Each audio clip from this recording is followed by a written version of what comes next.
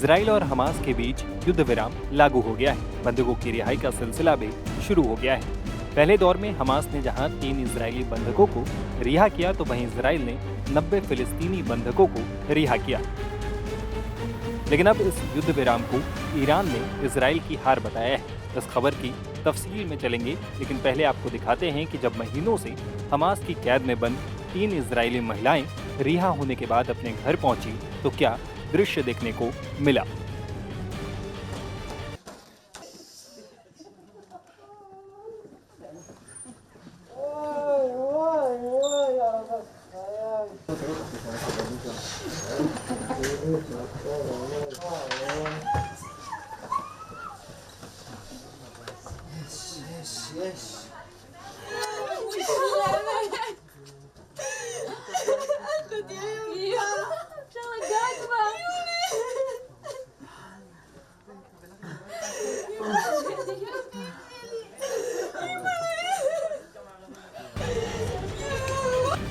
वहीं गाजा शहर की सड़कों पर पहले से ही लोग फिलिस्तीनी झंडे लहरा रहे थे। उन्हें पूरी तरह लड़ाई थमने की उम्मीद बंधी है।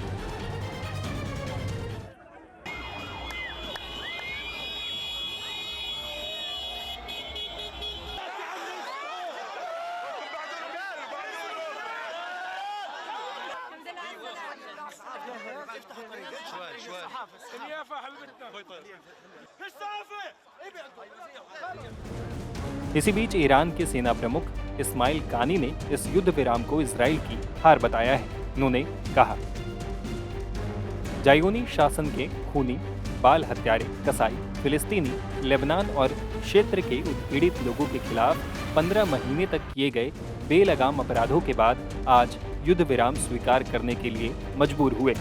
ये युद्ध विराम जायोनी शासन पर थोपा गया था। ये युद्ध विराम बिल्कुल वैसा ही है जैसे पहले बातचीत के दौरान थी, लेकिन इजराइल ने इसे स्वीकार नहीं किया और इससे कुछ भी हासिल नहीं हुआ। लेकिन इस बार की बातचीत में उन्हें इसे स्वीकार करने के लिए मजबूर होना पड़ा।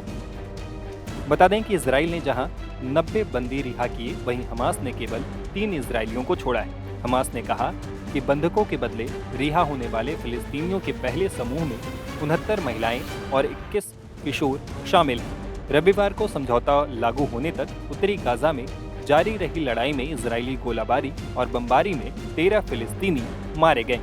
हालांकि इजराइल और हमास के बीच जो समझौता हुआ है, उस पर इजराइल में ही विरोध भी देखने को मिला है।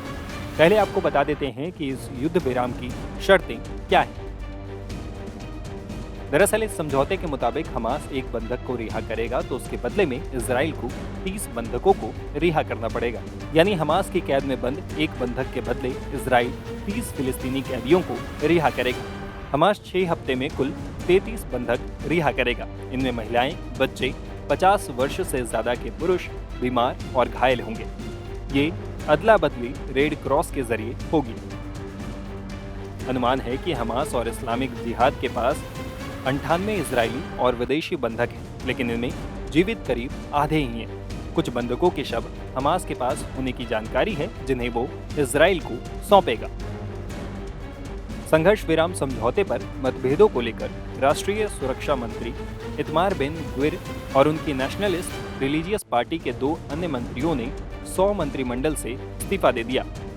हालांकि उनकी पार्टी ने कहा कि वो नेतन्याहू की सरकार को गिराने की कोशिश नहीं करेगी। संघर्ष विराम समझौते के विरोधी वित्त मंत्री बेजेलेल स्मोट्रिच अभी सरकार में है, लेकिन अगर हमास को पूरी तरह से सफाया के बिना युद्ध समाप्त हो जाता है, तो वो पद छोड़ देंगे। डोनाल्ड ट्रंप के मनोनीत राष्ट्रीय सुरक्षा सलाहकार माइक वाल्ट्ज ने कहा कि अगर हमास समझौते से पीछे हटता है, तो इजराइल को जो उचित लगेगा वो कदम उठाएगा।